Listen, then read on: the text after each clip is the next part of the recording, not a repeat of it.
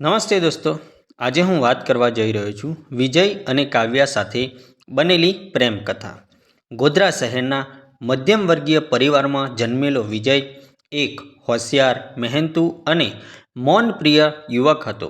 ઘરના સંજોગો સામાન્ય હતા, પરંતુ સપનાઓ મોટા હતા.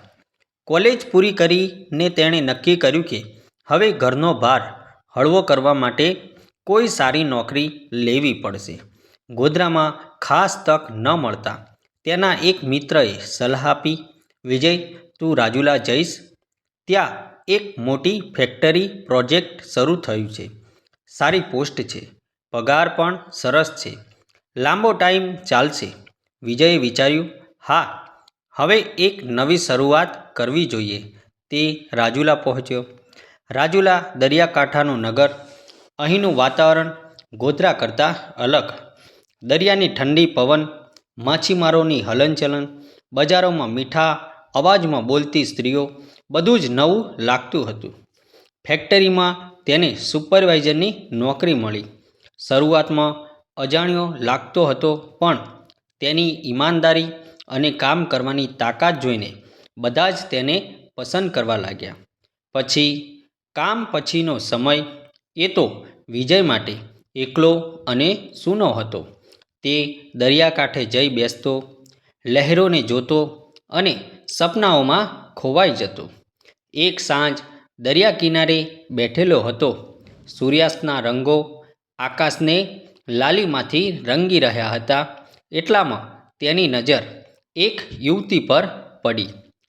લાંબા કાળા વાળ, સફેદ ચૂડીદારમાં કાવ્યાની ચાલ જાણે પવન સાથે રમતી હોય.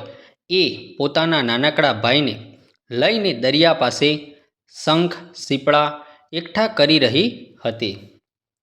વિજયની નજર તેની પર અટકી ગઈ. પહેલી વાર તેના દિલે કંઈક નવું અનુભવ્યું. આ કોણ હશે? ક્યાં રહેતી હશે? પણ એક ક્ષણે માત્ર નજરો મળી. કાવ્યાએ થોડી શરમથી સ્મિત આપ્યું અને વિજયનું હૃદય ધબકતું થઈ ગયું. બીજા જ દિવસે વિજયને બજારમાં સામાન લેવા જવું પડ્યું. એક પુસ્તક સ્ટોલ પાસે કાવ્યા ફરી મળી. તેના હાથમાંથી એક પુસ્તક સરકી ગયું. વિજય દોડીને તે ઉઠાવી આપ્યો. આભાર, કાવ્યાએ કહ્યું. એ એક શબ્દ વિજય માટે સંગીત સમાન હતો. વિજય બોલી પડ્યો, તમે અહીં વાંચવા માટે આવો છો? કાવ્યાએ હળવેથી હસી, હા, મને વાંચવું બહુ ગમે છે. એ દિવસથી તેમના વચ્ચે એક નાની ઓળખાણ બની ગઈ. અગાઉ તેઓ ક્યારેક મળતા, પછી વાતો થવા લાગી. ક્યારેક દરિયા કિનારે, ક્યારેક કાવ્યાના કોલેજના લાઇબ્રેરીમાં, ક્યારેક ફક્ત રસ્તે મળીને એકબીજાને નમસ્તે કરતા. એક વખત વરસાદમાં બંને ભીંજાયા. કાવ્યાના વાળમાંથી ટપકતા ટીપાં વિજયના ચહેરા પર પડ્યા. વિજયે ધીમેથી કહ્યું, તું વરસાદમાં કેટલી સુંદર લાગે છે. કાવ્યા શરમથી લાલ થઈ ગઈ.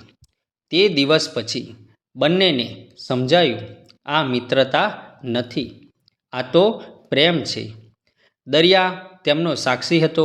વિજય દરિયાની લહેરો તરફ ઈશારો કરી કહેતો, કાવ્યા, આ લહેરો જેમ તારા તરફ દોડી આવે છે, તેમ મારું દિલ હંમેશા તારી તરફ દોડે છે.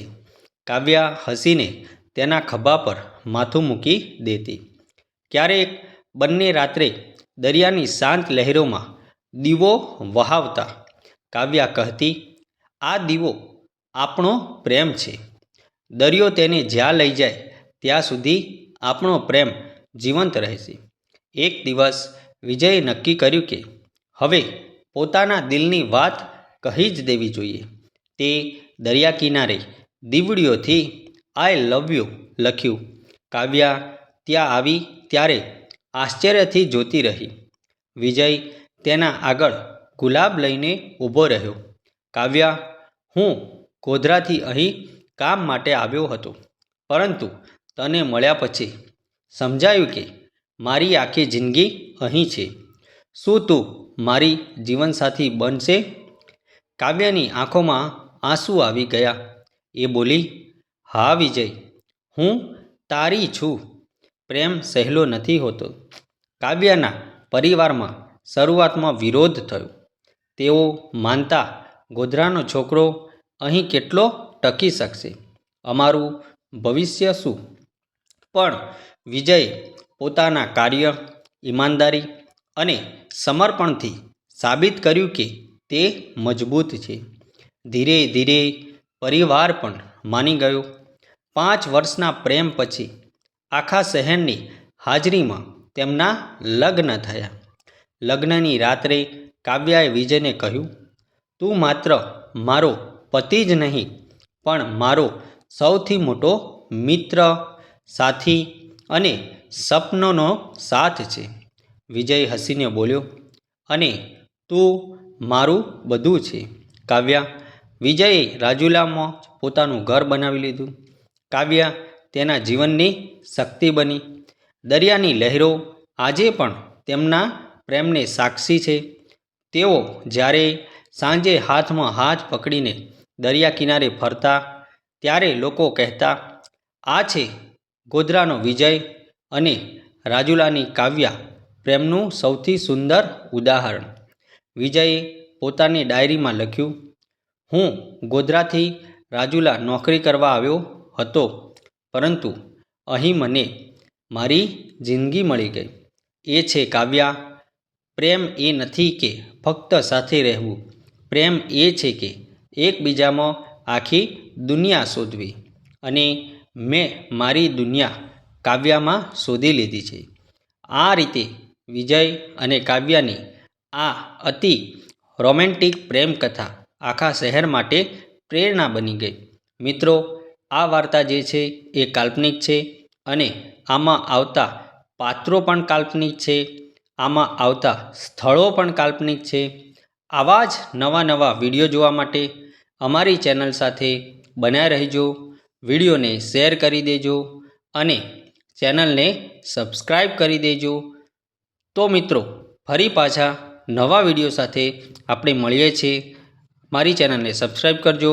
આવજો મિત્રો, ફરી મળીશું. જય માતાજી.